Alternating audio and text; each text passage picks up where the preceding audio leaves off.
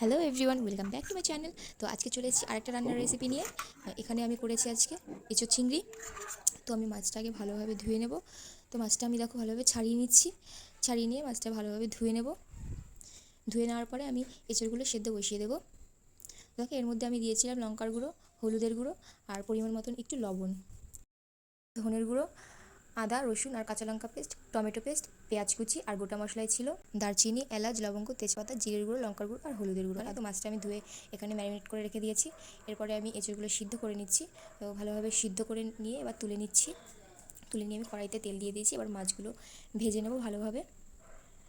তো দেখো ভালোভাবে ভাজা ভাজা করে নিয়ে আমি তুলে নেব। এরপর আলুগুলো আমি ভালোভাবে ভেজে নেব। তো আলুগুলো আমি 40% মতন সেদ্ধ করে নিয়েছিলাম, আর এঁচোড়গুলো আমি 40% মতো সেদ্ধ করে নিয়েছিলাম। এরপর আমি এঁচোড়গুলো দিয়ে দিচ্ছি তেলের মধ্যে, ভালোভাবে ভেজে তুলে নেব। একটু লাল লাল করে ভেজে নিতে হবে। দেখো লাল লাল করে ভাজা হয়ে গেছে, এবার আমি তুলে নিচ্ছি। এরপর আমি ফোড়নগুলো দিয়ে দেবো। সামান্য একটু তেল দিয়ে দিয়েছিলাম। এরপরে ফোড়নগুলো দিয়ে দিচ্ছি।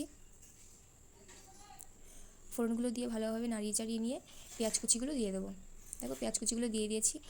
ভালোভাবে ভাজা ভাজা করে নেব। ভাজা ভাজা করে নিয়ে তারপরে গুঁড়ো মশলাগুলো অ্যাড করে দেবো।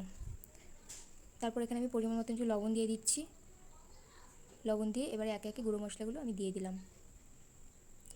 এরপরে মশলাটা একটু ভালোভাবে কষিয়ে নেব। ভালোভাবে কষিয়ে একটু সামান্য মতো জল দিয়ে দেবো। জল দিয়ে মশলাটা ভালোভাবে কষিয়ে নেব। কষিয়ে নিয়ে পেস্টগুলো দিয়ে দেবো। এখানে আমি এক এক করে পেস্টগুলো দিয়ে দিচ্ছি। দিয়ে দিয়ে ভালোভাবে নাড়িয়ে চাড়িয়ে কষিয়ে নিতে হবে। মশলাটা ভালোভাবেই কষাতে হবে যাতে মশলার কাঁচা গন্ধগুলো বেরিয়ে যায়, নাহলে খেতে ভালো লাগবে না।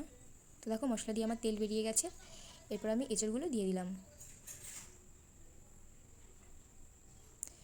এবার ভালোভাবে নাড়িয়ে চাড়িয়ে নেব। নিয়ে আলু আর চিংড়ি মাছগুলো দিয়ে দিয়েছি। দিয়ে দিয়ে আবারও ভালোভাবে নাড়িয়ে চাড়িয়ে নেব। এরপর আমি পরিমাণ মতন জল দিয়ে দিচ্ছি।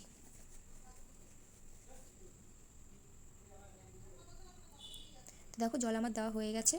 এবার এটা 40 মিনিট মতন ফুটিয়ে নিতে হবে। তো দেখো এখানে আমি ভালোভাবে ফুটিয়ে নিয়েছি। তো এঁচোড়টা প্রায় হয়ে এসছে। আর আমি ধনের গুঁড়ো অ্যাড করে দিচ্ছি। তারপরে একটু ঘি দিয়ে দেবো যাতে গন্ধটাও একটু ভালো আসে আর খেতেও ভালো লাগে। আর আজকে রান্নাটা তোমাদের দাদাভাই করেছে। তো দেখো এঁচোড় চিংড়িটা হয়ে এসছে। আমি এবার এটাকে নামিয়ে নেব। নামিয়ে নিয়েছি। দেখো কালারটা কত সুন্দর এসছে। আর তোমাদের যদি রেসিপিটা ভালো লেগে থাকে তাহলে কমেন্টে অবশ্যই জানিও। আজকের মতো টাটা, বাই বাই।